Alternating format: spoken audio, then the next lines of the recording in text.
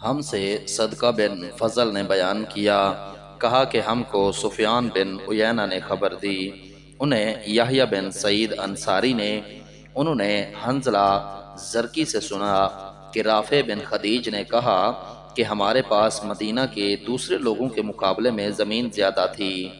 ہمارے یہاں طریقہ یہ تھا کہ جب زمین بصورت جنس کرایہ پر دیتے تو یہ شرط لگا دیتے کہ اس حصے کی پیداوار تو میری رہے گی اور اس حصے کی تمہاری رہے گی۔ کبھی ایسا ہوتا کہ ایک حصہ کی پیداوار خوب ہوتی اور دوسرے کی نہ ہوتی، اس لیے نبی کریم نے لوگوں کو اس طرح معاملہ کرنے سے منع فرما دیا۔ صحیح بخاری حدیث نمبر 2332۔ ہم سے ابراہیم بن المنذر نے بیان کیا، ان سے ابو زمرہ نے بیان کیا، ان سے موسیٰ بن عقبہ نے بیان کیا، ان سے نافع نے اور ان سے عبداللہ بن عمر نے کہ نبی کریم نے فرمایا، 3 آدمی کہیں چلے جا رہے تھے کہ بارش نے ان کو آ لیا، تینوں نے ایک پہاڑی کے غار میں پناہ لے لی۔ اچانک اوپر سے ایک چٹان غار کے سامنے آ گری اور انہیں غار کے اندر بالکل بند کر دیا۔ اب ان میں سے بعض لوگوں نے کہا کہ تم لوگ اب اپنے ایسے کاموں کو یاد کرو جنہیں تم نے خالص اللہ تعالیٰ کے لیے کیا ہو، اور اس کام کا واسطہ دے کر اللہ تعالیٰ سے دعا کرو، ممکن ہے اس طرح اللہ تعالیٰ تمہاری اس مصیبت کو ٹال دے۔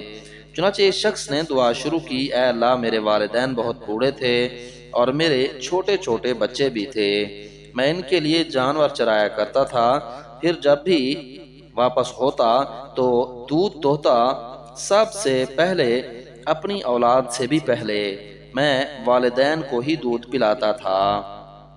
ایک دن دیر ہو گئی اور رات گئے گھر واپس آیا، اس وقت میرے ماں باپ سو چکے تھے، میں نے معمول کے مطابق دودھ دویا اور اس کا پیالہ لے کر میں ان کے سرہانے کھڑا ہو گیا۔ میں نے پسند نہیں کیا کہ انہیں جگاؤں، لیکن اپنے بچوں کو بھی والدین سے پہلے پلانا مجھے پسند نہیں تھا۔ بچے صبح تک میرے قدموں پر پڑے تڑپتے رہے، بس اگر تیرے نزدیک بھی میرا یہ عمل صرف تیری رضا کے لیے تھا تو غار سے اس چٹان کو ہٹا کر ہمارے لیے اتنا راستہ بنا دے کہ آسمان نظر آ سکے۔ چنانچہ اللہ تعالیٰ نے راستہ بنا دیا اور انہیں آسمان نظر آنے لگا۔ دوسرے نے کہا، اے اللہ میری ایک چچا زاد بہن تھی، مرد عورتوں سے جس طرح کی انتہائی محبت کر سکتے ہیں مجھے اس سے اتنی ہی محبت تھی، میں نے اسے اپنے پاس بلانا چاہا لیکن وہ 100 دینار دینے کی صورت راضی ہوئی۔ میں نے کوشش کی اور وہ رقم جمع کی، پھر جب میں اس کے دونوں پاؤں کے درمیان بیٹھ گیا تو اس نے مجھ سے کہا، اے اللہ کے بندے اللہ سے ڈر اور اس کی مہر کو حق کے بغیر نہ توڑ۔ میں یہ سنتے ہی دور ہو گیا، اگر میرا یہ عمل تیرے علم میں بھی تیری رضا ہی کے لیے تھا تو اس غار سے پتھر کو ہٹا دے۔ بس غار کا منہ کچھ اور کھلا۔ اب تیسرا بولا کہ اے اللہ میں نے ایک مزدور 3 فرق چاول کی مزدوری پر مقرر کیا تھا، جب اس نے اپنا کام پورا کر لیا تو مجھ سے کہا کہ اب میری مزدوری مجھے دے دے۔ میں نے پیش کر دی لیکن اس وقت وہ انکار کر بیٹھا، پھر میں برابر اس کی اجرت سے کاشت کرتا رہا اور اس کے نتیجہ میں بڑھنے سے بیل اور چرواہے میرے پاس جمع ہو گئے۔ اب وہ شخص آیا اور کہنے لگا کہ اللہ سے ڈر۔ میں نے کہا کہ بیل اور اس کے چرواہے کے پاس جا اور اسے لے لے۔ اس نے کہا اللہ سے ڈر اور مجھ سے مذاق نہ کر۔ میں نے کہا کہ مذاق نہیں کر رہا ہوں، یہ سب تیرا ہی ہے، اب تو اسے لے جا۔ بس اس نے ان سب پر قبضہ کر لیا۔ الہی اگر تیرے علم میں بھی میں نے یہ کام تیری خوشنودی ہی کے لیے کیا تھا تو اس غار کو کھول دے۔ اب وہ غار پورا کھل چکا تھا۔ ابو عبداللہ امام بخاری رحمہ اللہ نے کہا کہ ابن عقبہ نے نافع سے اپنی روایت میں فبغیت کے بجائے فسعیت نقل کیا ہے۔ صحیح بخاری حدیث نمبر 2333۔ ہم سے صدقہ نے بیان کیا، کہا کہ ہم کو عبد الرحمن بن مہدی نے خبر دی، انہیں امام مالک نے، انہیں زید بن اسلم نے، ان سے ان کے والد نے بیان کیا کہ عمر نے فرمایا اگر مجھے بعد میں آنے والے مسلمانوں کا خیال نہ ہوتا تو جتنے شہر بھی فتح کرتا انہیں فتح کرنے والوں میں تقسیم کرتا جاتا، بالکل اسی طرح جس طرح نبی کریم نے خیبر کی زمین تقسیم فرما دی تھی۔ صحیح بخاری حدیث نمبر 2334۔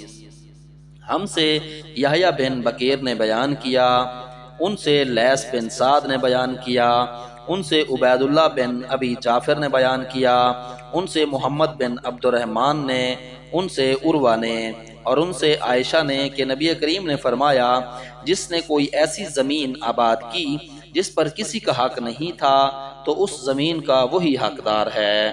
عروہ نے بیان کیا کہ عمر نے اپنے عہد خلافت میں یہی فیصلہ کیا تھا۔ صحیح بخاری حدیث نمبر 2335۔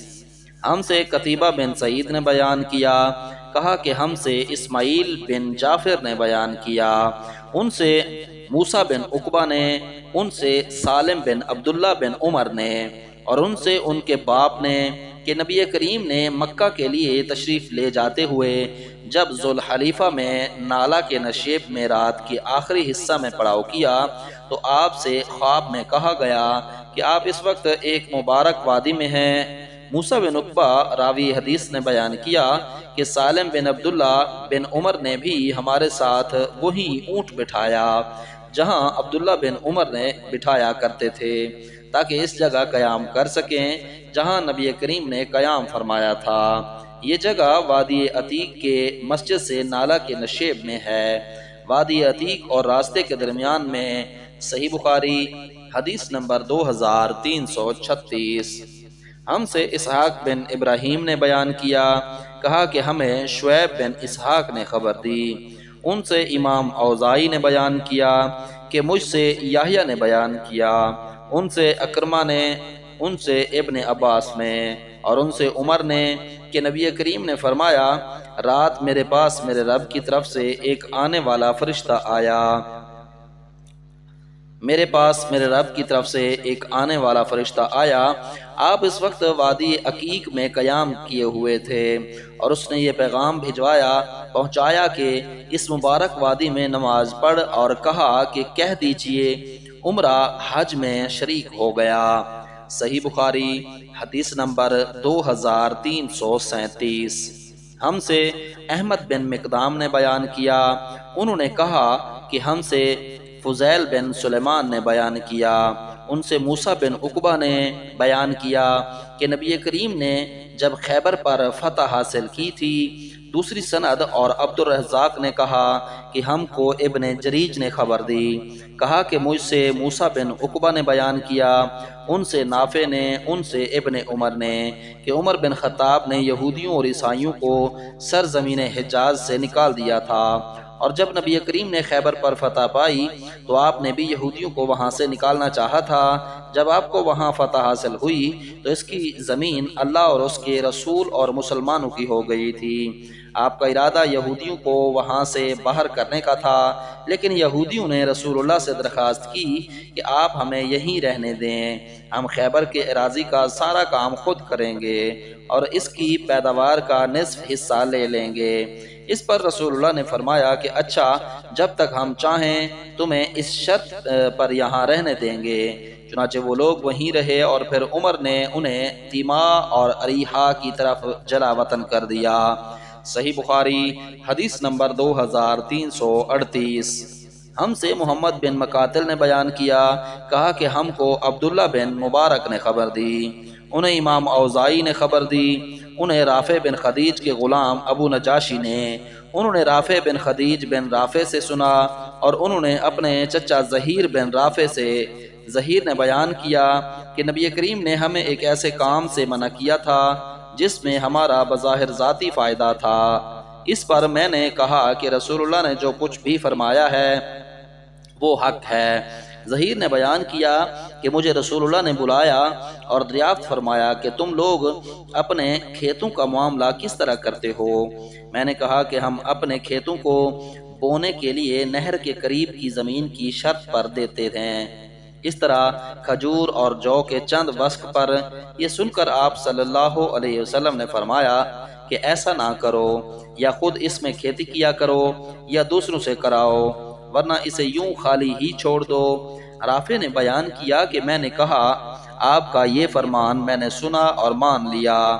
صحیح بخاری حدیث نمبر 2339۔